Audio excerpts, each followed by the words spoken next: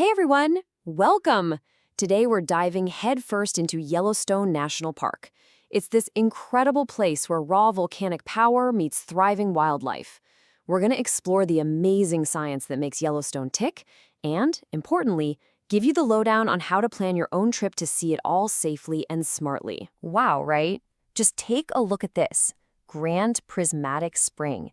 It gives you a taste of the almost otherworldly beauty you'll find in Yellowstone. You know, this place was set aside way back in 1872, making it the world's first national park. And the main reason? These mind-blowing geological wonders. It's literally a landscape bubbling with energy. Okay, here's how we'll break it down. First, Yellowstone as a land of wonders. Then, we'll peek at the fiery heart underneath it all. After that, the famous geysers, springs, and those wild colors. We'll see where the science happens right in front of you, and wrap up with how to explore Yellowstone smart and safe. All right, Section 1, Land of Wonders. We're talking about discovering a true geological marvel that's just bursting with life. You know, people have been connected to this land for a long time, over 11,000 years of Native American presence. Then came 1872, a huge moment when it became the first national park. Management has changed hands over the years. The U.S. Army ran it for a while, cars were allowed in 1915, then the National Park Service took over in 1916. And ecologically, big things happened too, like bringing wolves back in 1995. It's a place with deep roots and it's always evolving. Moving on to Section 2, the fiery heart below. Let's dig into what's really driving all this activity. The massive volcanic system, the supervolcano deep beneath the surface. So a huge part of Yellowstone actually sits inside this giant feature called the Yellowstone caldera. Imagine a massive depression in the ground, roughly 30 by 45 miles across. It's what's left from an absolutely enormous volcanic eruption about 640,000 years ago. But here's the kicker, the gigantic magma chamber underneath. It's not dormant. It's still very much active today. And because that pool of molten rock, that magma, is relatively close to the surface compared to other places on Earth, its heat has a much bigger impact up here. That closeness is what makes Yellowstone one of the most geologically active, dynamic spots on the planet. It's the engine driving pretty much everything spectacular you see.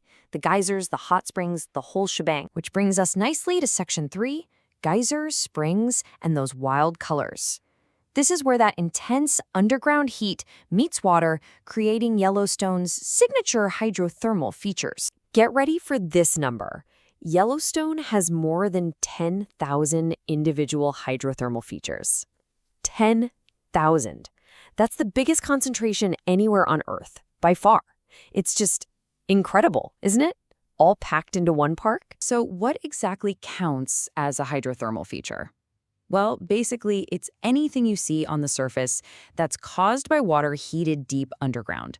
We're talking bubbling mud pots, those hissing steam vents called fumaroles, colorful hot springs, and, yeah, the geysers.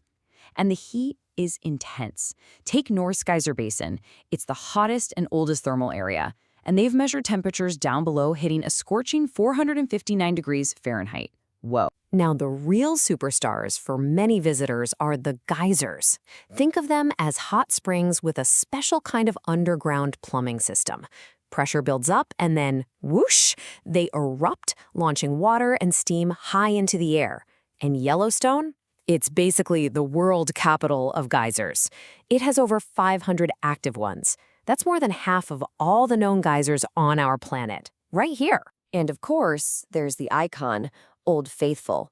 Now, it's not perfectly punctual like an old train schedule, but its eruptions are pretty darn reliable, predictable even.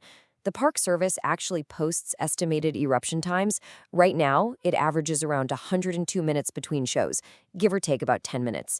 Definitely grab the NPS app or swing by a visitor center to get the latest prediction times when you're there. It really helps plan your day. Okay, shifting gears visually, look at Mammoth Hot Springs. These incredible terraces look almost like a flowing sculpture, right? They're different from what you see in the geyser basins. Instead of silica, these are made of travertine. That's calcium carbonate. Hot water bubbles up, deposits the mineral, and builds these layers over time. And here's something interesting. Mammoth is actually located outside the main Yellowstone caldera. The heat probably travels up through cracks or faults in the rock from that main magma system deeper down. Pretty cool. Ever look at those crazy bright colors in springs like Grand Prismatic and wonder, how is that even real? Well, the secret is tiny microbes. They're called thermophiles, which literally means heat-loving. These little guys, mostly types of ancient life called archaea and bacteria, are tough enough to live in incredibly hot, mineral-rich water.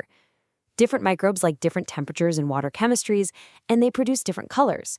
So they're essentially painting the landscape with life. Amazing. Section 4 is where we put it all together, where science comes alive.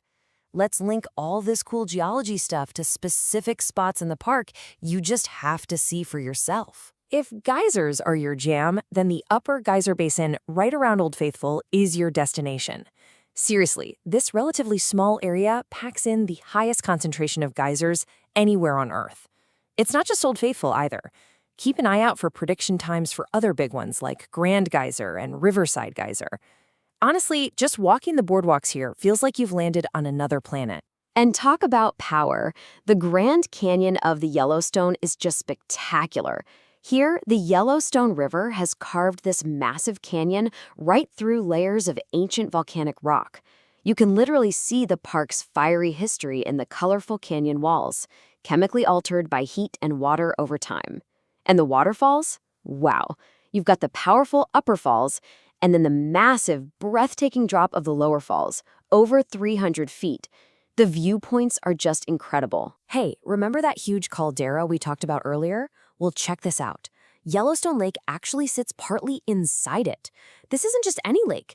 It's the largest high-elevation lake, we're talking above 7,000 feet, in all of North America. And the geology doesn't stop at the shoreline. Scientists have found active hydrothermal vents on the lake bottom and even these weird underwater chimney-like structures called siliceous spires. There's volcanic action happening right under the water. Now, all this amazing geology, the volcanic landscape, the vast open spaces carved out over millennia, creates the perfect habitat for an unbelievable array of wildlife.